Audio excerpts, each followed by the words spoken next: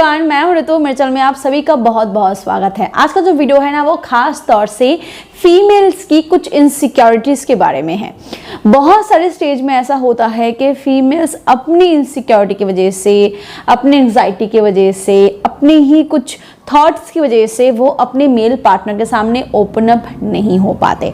उनकी सोच ये होती है कि शायद मेरा मेल पार्टनर जो है वो इन चीज़ों में फॉलो अप कर रहा है, मतलब कि वो देख रहा है कि मेरी ऐसी है, मेरी वैसी है, जबकि वो इसको जज किए बिना ही इन बातों को जज कर लेते हैं। आज हम इस वीडियो में यही बताने वाले हैं कि फीमेल्स क्या सोचते हैं जो गलत है और सही क्या है, वो हम इस वीडियो में आज डिस्कस करेंगे। पॉइंट्स क्या होगा, डेफिनेटली मेरी जो नीश है वही होगी हमारे बेडरूम में। पर्सनल एक्सपीरियंस बता रही हूँ। जब मेल पार्टनर का डिजायर पैदा होता है ना, तो उसका फोकस सिर्फ और सिर्फ फिजिकल रिलेशन होता है, अपना डिस्चार्ज होता है, अपना कंफर्ट होता है और रिलेशन को कैसे अच्छा बनाया जाए, कैसे अच्छा परफॉर्म किया जाए, सिर्फ उसी पे होता है। आजकल के डेट पे लड़के बहुत एडवांस्ड है एंड इन दैट केस वो फीमेल पार्टनर के प्लेजर पे भी उतना ही फोकस करते हैं। उनका ध्यान बस उसी में होता है।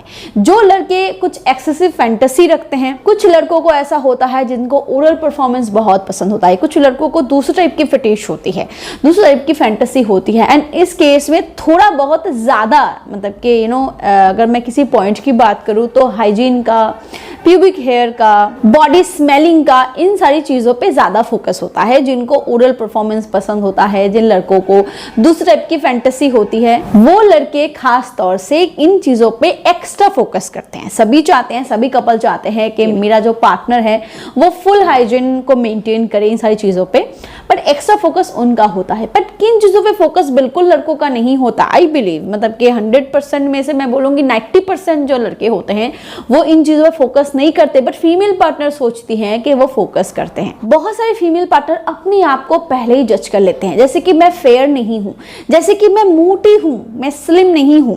यानी कि किसी पार्टीज में गए, कहीं गेट टुगेदर पे गए और देख रहे हैं कि उनका कोई कलीग है, कोई ऑफिस कलीग है या कोई और है, दोस्त है, और उसकी बीवी जो है वो उनसे अलग है, यानी कि वो बहुत ज़्यादा स्लिम है या फेयर है, ये नहीं है। खुद ही खुद को जज कर लेते हैं कि मैं स्लिम नहीं हूँ, मैं फेयर नहीं हूँ, मैं इतनी खूबसूरत नहीं हूँ, मेरे बाल इतने लंबे नहीं है, इतने घने नहीं है।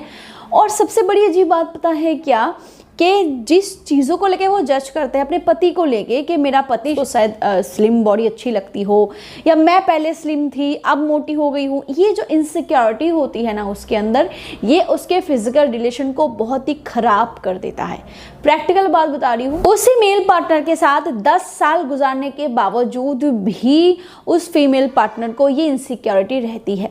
और बाई चांस अगर उस मेल पार्टनर ने अपनी कलीग की बीवी के साथ या किसी और के साथ, जो कि इसकी इनसिक्योरिटी है, ऐसे कोई फीमेल के साथ हंस खेल के बात कर लिया, तो हो गया उसका, वहाँ पे वो कंफर्मेशन दे देती है, मोहर लगा देती है कि हाँ मेरे मेल पार्टनर का यही पसंद है, शायद वो मुझे पसंद नहीं करता।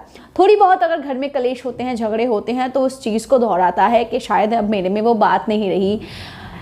एक्चुअल थिंग इज के मेल पार्टनर हो या फीमेल पार्टनर, अगर मैं यहाँ मेल पार्टनर की बात करूँ तो मेल पार्टनर को हमेशा से ही, अगर मैं इंटीमेट रिलेशनशिप की बात करूँ, फ्लेक्सिबल बॉडी पसंद है और इनिशिएटिव पार्टनर पसंद है। इनिशिएटिव इन द सेंस कि जो फीमेल पार्टनर उसको कोऑपरेट करे, उसके लिए आगे बढ़े, और flexible body in the sense कि अगर हम कोई पोजीशंस को चेंज करने की बात करें या कुछ भी करने की बात करें, वहाँ पे हम अपनी बॉडी को अच्छी तरीके से मेंटेन कर सकें।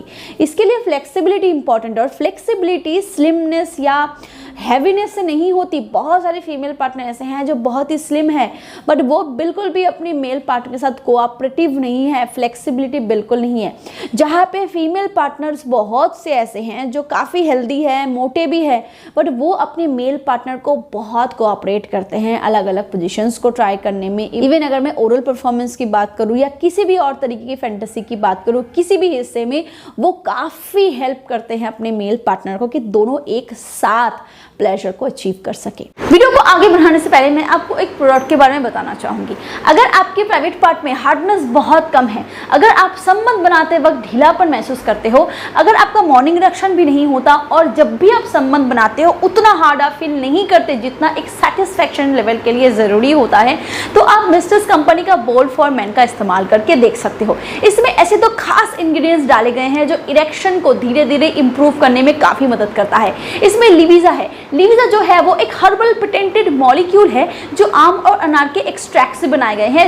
इसका मेन काम है आपके बॉडी में ब्लड फ्लो को इंप्रूव करना। इसमें है सफेद मूसली। सफेद मूसली जो है हम सभी जानते हैं कि नंबर 1 टेस्टोस्टेरोन बूस्टर है और नेचुरली अगर आपकी बॉडी में टेस्टोस्टेरोन बढ़ेगा तो इसके साथ इरेक्शन भी इंप्रूव होगी और साथ ही साथ आपकी बॉडी में लिबिडो जो है उसमें भी इंप्रूवमेंट आएगा। और साथ ही साथ आप मिस्ट्रेस एनहांस फॉर मेन से अपने प्राइवेट पार्ट की मसाज कर सकते हो। इसमें एलर्जेनाइन होता है जो आपकी प्राइवेट पार्ट के ब्लड वेजल्स को रिपेयर करने में काफी मदद करता है, जिससे आपके प्राइवेट पार्ट में ब्लड फ्लो अच्छे से मेंटेन रहता है। और इसमें लॉन्ग ऑयल है जो आपके प्राइवेट पार्ट के कैप सेक्शन की जो हाइपर सेंसिटिविटी होती है उसको रिड्यूस करने में मदद करता है। तो अगर आप कोई अच्छा सा सप्लीमेंट ढूंढ रहे थे अपने इरेक्शन को और इंप्रूव करने के लिए तो आप इस कॉम्बो का इस्तेमाल करके देख सकते हो। इसको ऑर्डर करने के लिए आप डिस्क्रिप्शन बॉक्स में दिए गए लिंक पे क्लिक कर सकते हो, अदरवाइज स्क्रीन पे दिए गए नंबर पे कॉल करके भी आप इसको ऑर्डर कर सकते हो। अगर आप स्पेशल डिस्काउंट चाहते हो तो इस कूपन कोड का इस्तेमाल आप जरूर करो, इससे आपको इतना % डिस्काउंट मिल जाएगा। Thank you. चलिए आगे बढ़ते हैं वीडियो की तरफ। बहुत सारी फीमेल पार्टनर्स अपनी सैगीनेस को लेके लटक गए हैं, बॉडी ब्रेस्ट लटक गए हैं या फिर स्ट्रेच मार्क्स आ गए हैं, कालापन किसी भी रीजन की वजह से हो सकता है, बॉडी फैल जाती है बच्चा होने के बाद। तो बहुत सारे फीमेल पार्टनर्स को मेंटेन करने के बावजूद भी स्ट्रेच मार्क्स वगैरह या पिगमेंटेशन वगैरह रह ही जाता है, बहुत बार ये नहीं जाता। तो इसको लेके इनसिक्योरिटी रहती है, वो अपने मेल पार्टनर के सामने बिल्कुल ओपन अप नहीं हो पाते, खास तौर से जिनमें शाइनेस ज़्यादा होती है। लाइट्स को ऑफ करके physical relation banana, face of नहीं होना, बहुत सारे पोजीशंस ऐसे होते हैं जहाँ पे एक दूसरे को देखना होता है, बॉडी एक्सपोज करनी होती है, उन चीज़ों को डिनाई करते हैं। खास तौर से अगर मैं डॉगी स्टाइल की बात करूँ, ऐसे बहुत सारे पोजीशंस ऐसे होते हैं जहाँ पे बॉडी को बिल्कुल एक्सपोज करना होता है और ऐसे चीज़ों में फीमेल पार्टनर पीछे इसीलिए रह जाते हैं क्योंकि वो अपने मेल पार्टनर के सामने खुद अपने आप को जज करना शुरू कर देते हैं। बट यहाँ पे मेरी गुजारिश उन फीमेल पार्टनर से ये है कि अगर आप जज कर रहे हो तो उससे पहले कम से कम अपने मेल पार्टनर को पूछ तो लो कि उसकी पसंद क्या है, क्या वो आपको जज कर भी रहा है कि नहीं रहा, क्या उसको इन चीज़ों से कोई प्रॉब्लम हो रहा है कि नहीं हो रहा। ये सारी चीज़ें उसके साथ भी डिस्कस करो ताकि दोनों में कन्वर्सेशन हो सके, दोनों एक दूसरे के पसंद नापसंद को जान सके।